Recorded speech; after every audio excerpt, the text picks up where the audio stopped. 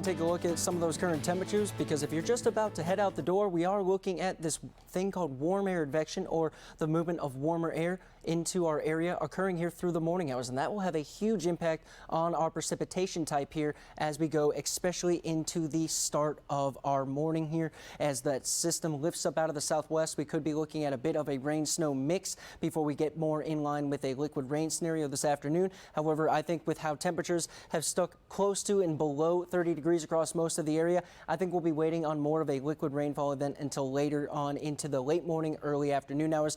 Coldest temperatures right now hanging out over Memphis and Keosauqua at just about 25 degrees. So make sure to bundle up, but keep those umbrellas ready. Get your snow boots ready, because we are going to be looking at a mix of it all and jumping on into our futurecast here. Everything coming from the KC Metro in southern Missouri as we head into about 8-9 a.m. We should look for that to nose its way up along Highway 36 and then continuing to slowly push its way north over the next several hours. So around 11 a.m. to noon, we should be looking at this inundating the entirety of the heartland with some precipitation. Still, this is when we're looking at that changeover of snow and liquid rainfall kind of fighting each other as we go into these late morning and early afternoon hours. I do believe we'll see a better chance of that liquid rainfall scenario at this time, but it ends pretty quickly as this cold front arrives. And behind this cold front, I mean, saying it's going to get cold is an understatement. It is going to be frigid here, and it is going to get so cold so fast that even bringing in this rain is not going to be good for us because of the possibility of a flash freeze overnight,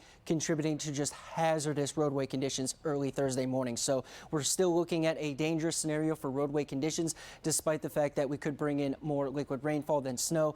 It's still going to have to contend with the bitter cold air behind it, possibly introducing a flash freeze overnight tonight. So be ready for slick roadway conditions as you're heading home from work today, as well as you're heading to work and getting the kids to school tomorrow morning. But during the early to mid-afternoon hours, that cold front will help initialize that changeover to all snow. And then from here on out, this is where light to moderate snow showers will impact the area, and we'll get most of our accumulation occurring here from about 3 p.m. onwards. But as this cold front passes, yesterday I was referring to it as kind of like the curtain closing. It's the end of the main act. Once this cold front falls, that curtain closes, and we're left with, maybe just the encore, maybe just the actors just taking their final bow, just a little bit of a light snow shower to some flurries lingering past about 9-10 p.m. tonight into the extremely early morning hours of Thursday before this area of Canadian high pressure dips down. It's cold, it's dry air with strong winds, wind chill values possibly dipping down to about 20 below zero tonight,